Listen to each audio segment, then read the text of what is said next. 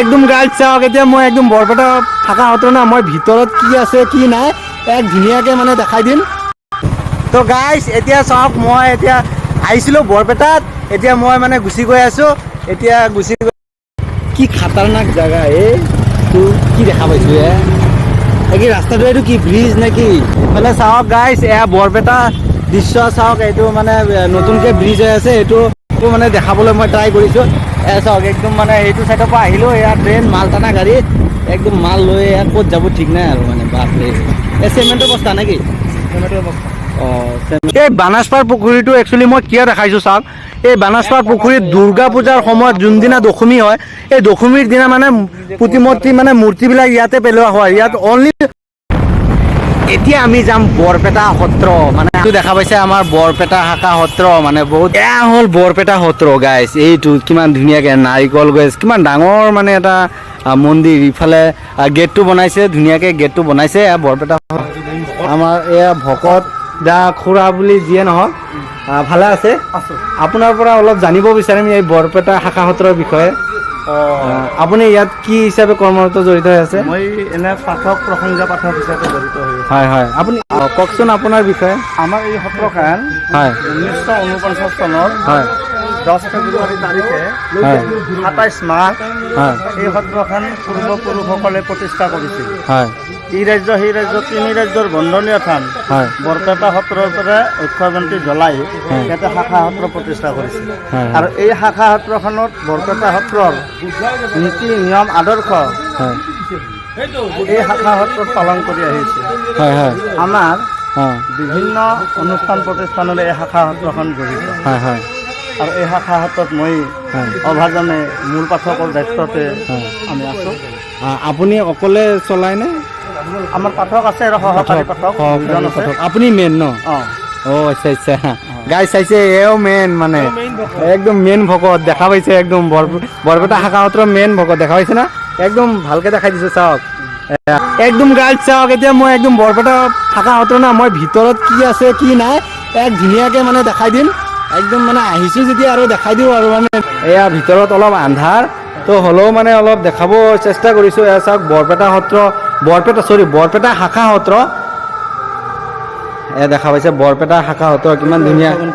হয় আপুনি কৈ কওক যাওকচোন, এইটো অলপ বৰ্ণনা দিয়ক কেনেকৈ কি? আমাৰ মূল পাঠকে বহে হয় আৰু 14 প্ৰসংগ চলাই থাকে। হয় আৰু এইটো আমাৰ অক্ষয়বন্তী হয় গুৰুৱাখনৰ গুৰুতে আমাৰ অক্ষয়বন্তী গছি আছে। হয় এনেধৰণে আমি এই সত্ৰখন এইফালে মাতটো দিব তেতিয়া। আমাৰ এই সত্ৰখন 14টি প্ৰসংগ নীতি নিয়ম আদৰ্শ চলি আহি আছে।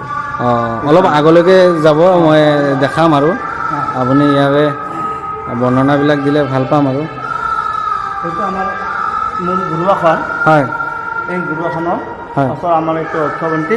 হয় এইটো আমাৰ অক্ষয়বন্তী গছি 1949 চনৰ 10 ফেব্ৰুৱাৰী তাৰিখে হয় এই অক্ষয়বন্তী গছি আমাৰ পূৰ্বপুৰুষসকলে হয় ইয়ালৈ আনি হয় ইয়াতে বন্তি প্ৰজ্বলন কৰিছে। হয় হয় আৰু সেই দিনাৰ পৰাই হয় আমাৰ এই শাখা সত্ৰখনত হয় বৰপেটা সত্ৰৰ মূল সত্ৰৰ পৰা আৰ্হি নিয়ম নীতি আদৰ্শ 14টি প্ৰসংগ বছৰেকত পালনাম, এই প্ৰতিষ্ঠা দিৱস হিচাপে পালনাম এভাগি ধৰে আৰু আজিলৈকে সেই নিয়ম চলি আহি আছে ন? আজি বহুত বছৰ হৈ গ'ল। বহুত বছৰ হ'ল, আজি 74 ইয়াৰ্ছ। হয় 74 ইয়াৰ্ছ কৰিম, 74 বছৰ 74 বছৰ হৈ গৈছে এই বৰপেটা শাখা সত্ৰ।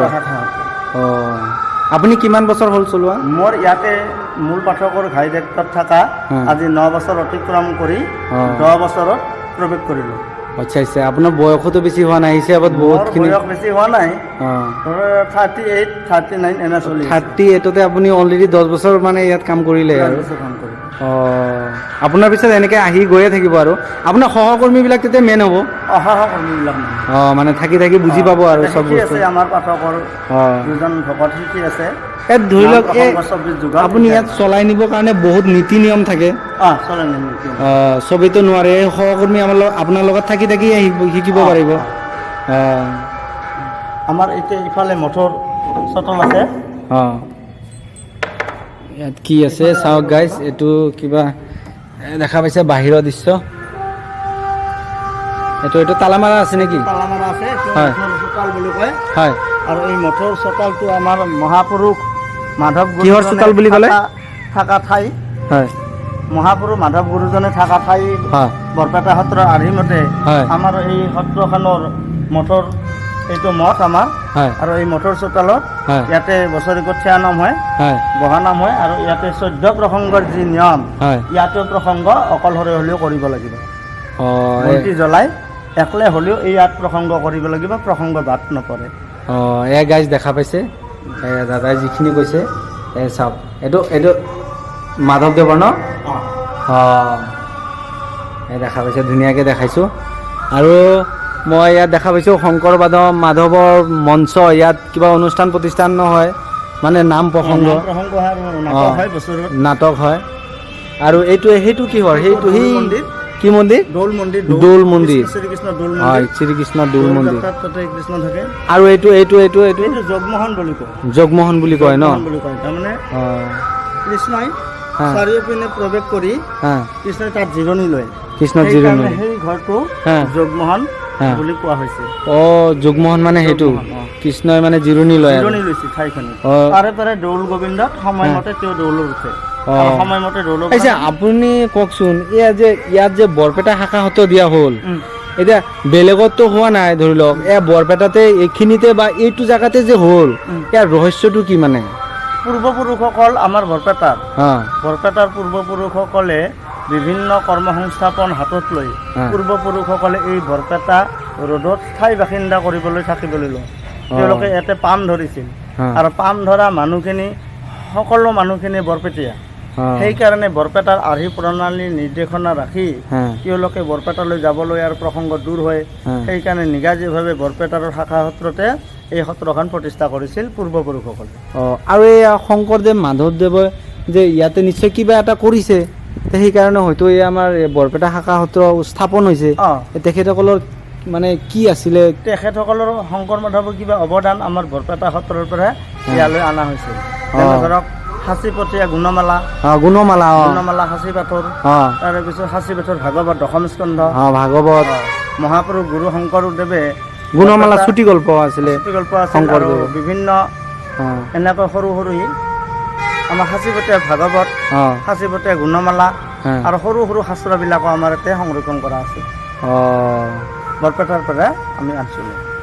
তেতিয়াহ'লে আমাৰ শংকৰদেৱ মাধৱদেৱৰ বহুতখিনি ইয়াত হেৰি আছে হয়নে?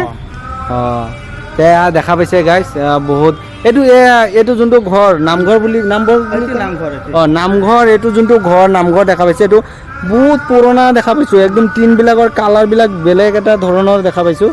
মোটামুটি কিমান বছৰ হৈছে এইটো ঘৰটো? ৭৭ বছৰ হৈছে। এইটোৰ বয়স 74 years। 74, একো চেঞ্জে হোৱা নাই নেকি? এই ৱালবিলাক নতুনকৈ হৈছে নেকি? এইবিলাক নতুনকৈ হোৱা নাই, এইবিলাক ৰং দিছে এইবাৰ। ৰং দিছে মানে এইটো যোনটো পুৰাটো ঘৰ মই দেখা পাইছোঁ, এই ঘৰটোৰ মানে 74 ইয়াৰ্ছ, 74 years। আৰু তিন পাতত 74 ইয়াৰ্ছ। একেলগে বনাইছে। অঁ আচ্ছা আচ্ছা, এয়া দৰ্জা চৰ্জা চব? অঁ, অঁ মাজত সেই ৰং বিৰংবিলাক কৈছে, ৰং দিছে। আচ্ছা আচ্ছা, একদম 74 ইয়াৰ্ছ মানে, আৰু কেইবছৰমান পিছত মানে 25 বছৰ পিছত 100 মানে চেঞ্চুৰী মাৰিব আৰু। তো আমাৰ ভক্ত দাদাক মই সেৱা কৰি আজি বিদায় লৈছোঁ ইয়াৰ পৰা।